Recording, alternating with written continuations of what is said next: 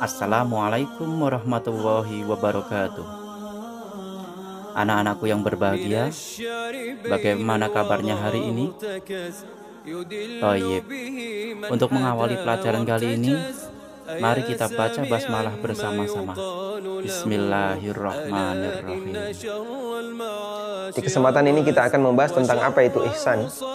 Setelah kita mempelajari tentang apa itu iman, apa itu Islam, selanjutnya kita akan belajar tentang apa itu ihsan.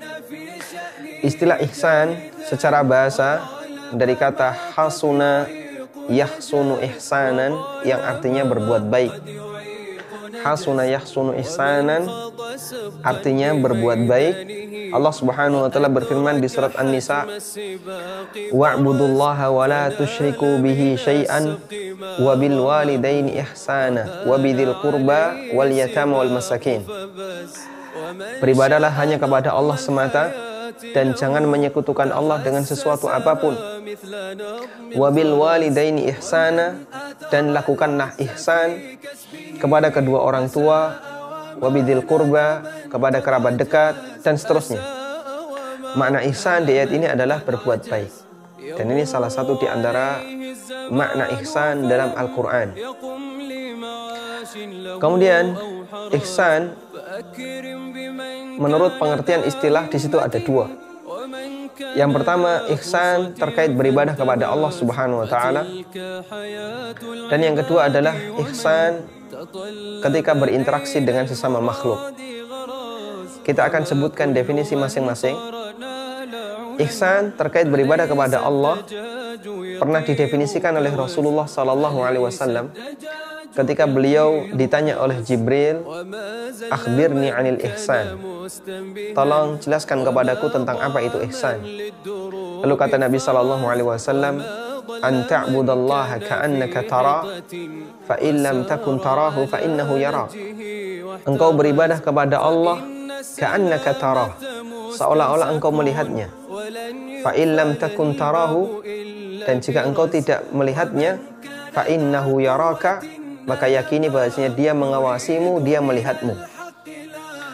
Berdasarkan penjelasan yang disampaikan oleh Nabi SAW, ihsan dalam beribadah ada dua tingkatan. Yang pertama adalah ihsan pada tingkatan musyahadah. Ihsan dalam beribadah dalam arti seolah-olah kita melihat Allah Subhanahu wa taala. Kemudian yang kedua, ihsan dalam beribadah pada tingkatan muraqabah. Ihsan dalam tingkatan muraqabah adalah ketika kita beribadah, kita meyakini kita sedang diawasi oleh Allah Subhanahu wa taala. Baik. Mungkin untuk yang kedua kita tidak terlalu sulit untuk memahaminya. Lalu bagaimana dengan makna ihsan pada tingkatan yang pertama, ihsan musyahadah? Ihsan untuk derajat musyahadah seolah-olah kita menyaksikan Allah Subhanahu wa taala. Ada dua penjelasan ulama di sini. Penjelasan yang pertama, yang dimaksud an ta'budallaha ka'annaka tara, engkau beribadah kepada Allah seolah-olah engkau melihatnya. Maksudnya adalah musyahadatus sifah. Engkau beribadah kepada Allah seperti engkau melihat bagaimana sifat keagungan Allah Subhanahu wa taala. Sehingga pada saat dia beribadah, dia memperhatikan sifat-sifat Allah, keagungan Allah, kemahabesaran Allah. Dia bayangkan betapa dia sedang berada di hadapan Allah yang maha agung, yang maha tinggi, yang maha mulia. Sehingga dia serius dalam beribadah, serius dalam melakukan penghambaan diri kepadanya, Jalla Jalaluhu. Kemudian makna yang kedua atau pendapat yang kedua, yang dimaksud an ta'budallaha ka'annaka tara, engkau beribadah kepada Allah seolah-olah engkau melihatnya. Maksudnya adalah di situ bukan melihat Allah, namun pengandaian. Sehingga seolah-olah dia berada di hadapan Allah Subhanahu wa taala. Dia beribadah seolah-olah berada di hadapan Allah Subhanahu wa taala. Dan Anda bisa bayangkan ketika orang itu sedang bekerja dan persis di depannya ada bosnya. Apa yang akan dia lakukan? Dia akan bersungguh-sungguh secara maksimal ketika bekerja agar nantinya bosnya menilainya sebagai karyawan yang baik, sehingga dia bisa mendapatkan gaji yang tinggi dapat bonus yang lebih besar, dan tidak mendapatkan hukuman dari bosnya.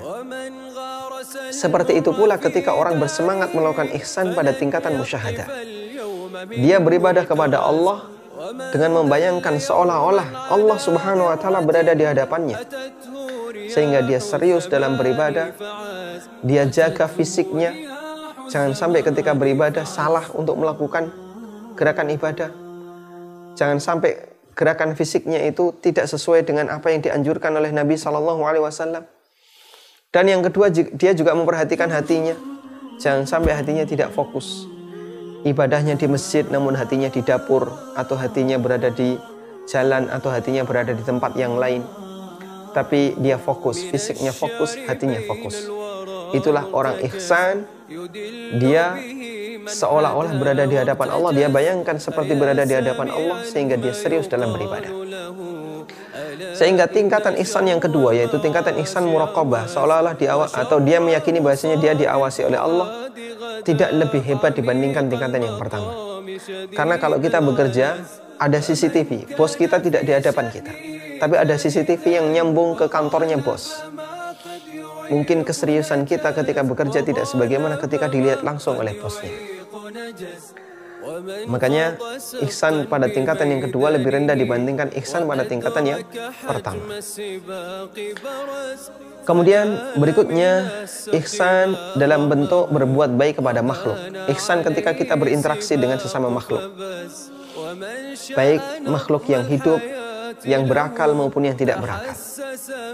Nabi SAW pernah mengatakan dalam hadis riwayat Muslim dan yang lainnya, beliau mengatakan, innallaha katabal ihsana ala kulli syai'in. Allah Subhanahu wa Ta'ala mewajibkan kepada kita untuk berbuat ihsan kepada segala sesuatu, yang berakal maupun yang tidak berakal. Sampai faida qataltum fahsinul qitla. Kalau kalian harus membunuh sesuatu, maka lakukanlah ihsan ketika membunuh. Misalnya bagaimana?